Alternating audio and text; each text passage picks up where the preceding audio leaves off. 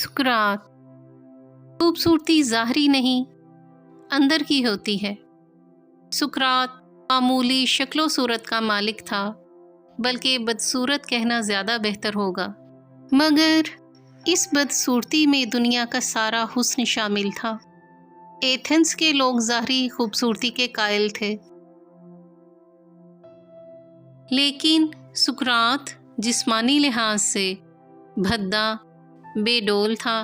اس کے دوست اسے مینڈک کہہ کر پکارتے تھے اور پورے ایتھنز میں وہ فروگ فیس کے نام سے مشہور تھا۔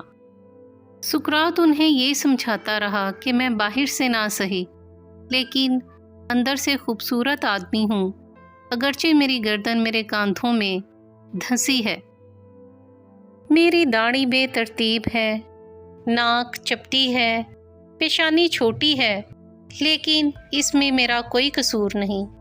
ان خارجی بدصورتیوں کے باوجود اس سے اچھا، نیک اور ذہین آدمی پورے ایتھنز میں کوئی نہ تھا۔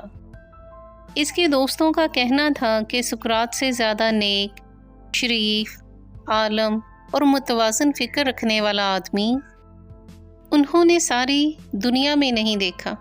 اس کے اندر سچائی تھی، اس نے کسی کو تکلیف نہ دی بلکہ دوسروں کی تکلیفیں خود برداشت کیں، یہاں تک کہ جب اسے زہر کا پیالہ دیا گیا تو پیالہ دینے والے کی طرف سقراط نے دیکھ کر کہا، تم دنیا کے شریف ترین اور نیک آدمی ہو، اور وہ آدمی دیوار کے ساتھ لگ کر زاروں کی طرح رونے لگا۔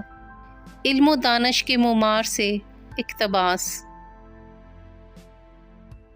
اگر آپ کو ہماری کاوش پسند آئی ہو تو ہماری ویڈیو کو لائک کریں، شیئر کریں اور ہمارے YouTube channel book shelf official کو سبسکرائب کریں۔ شکریہ۔